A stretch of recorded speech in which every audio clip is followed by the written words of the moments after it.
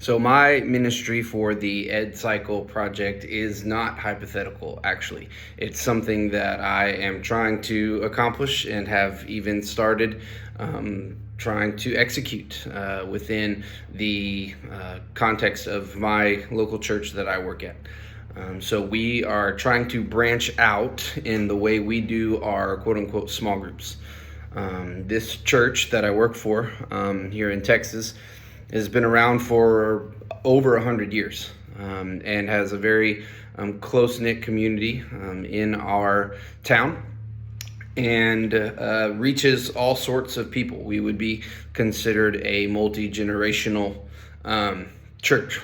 And that's an awesome thing. That's one of the things that brought me to this church. And it is a challenge to serve multi-generations, multiple ethnicities, multiple lifestyles and ages, so to speak. So it's an awesome opportunity, but it does provide a lot of challenges. And as far as this area of change and canoeing the mountain, so to speak, it is an adventure, kind of like the author of the book describes. And it's not what I expected. You know, how Lewis and Clark were not expecting to hit the Rocky Mountains. I was not expecting to come up against some of the obstacles that we've experienced in trying to make, if I haven't mentioned it yet, the name of this Dwell home groups become a thing.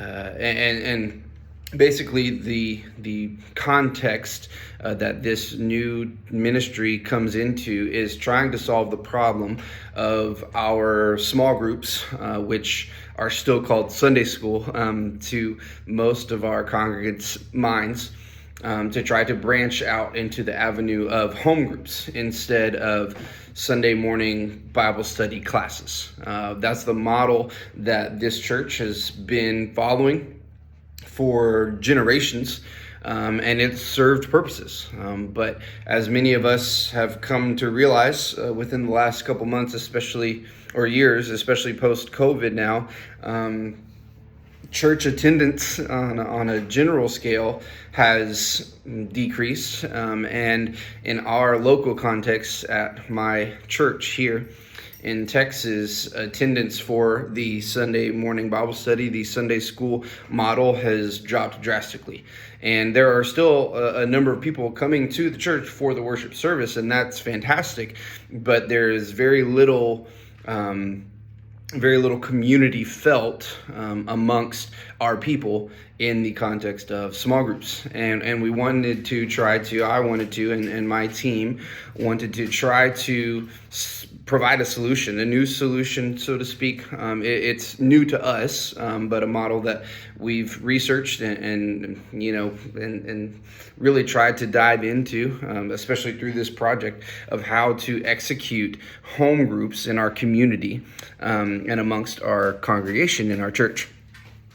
And so all that being said, we have experienced a lot, honestly, of feedback. There's a number of positive feedback experiences that we've had, but also a number of challenges, a number of hesitations, a number of resistances to that change. Well, we hear phrases such as, well, we've been doing Sunday school for years. Why does that need to change? Or, are you sure people are going to be comfortable meeting inside of homes? Is that a environment that people are willing to study the Bible in, et cetera, et cetera? And we've had to really, go after, intentionally, lovingly go after those mindsets. And really Acts 2 has helped build the foundation of this project and the Dwell home group atmosphere and acceptedness, that's not a word, but acceptability maybe, of this new model of doing small groups in our church. And my solution, I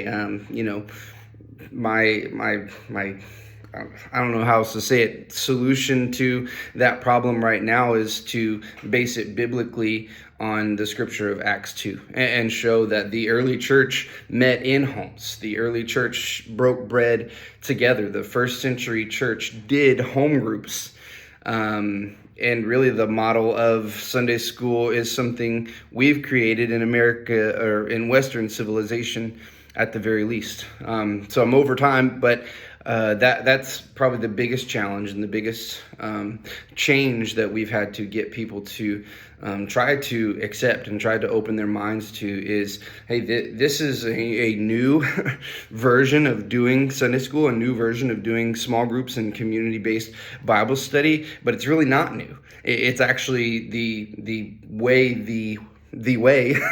that the way did church in the first century in the book of Acts. And after showing people that perspective, it's been we've experienced a lot more buy-in, and it's just a positive thing to see people come to that realization that, like, oh yeah, like this is depicted in the Bible as the way to do church in the first place. And once that realization is made in most of the minds and hearts of our people, they've come to accept and even switch over to the Dwell home group model. That's as brief as I could make it.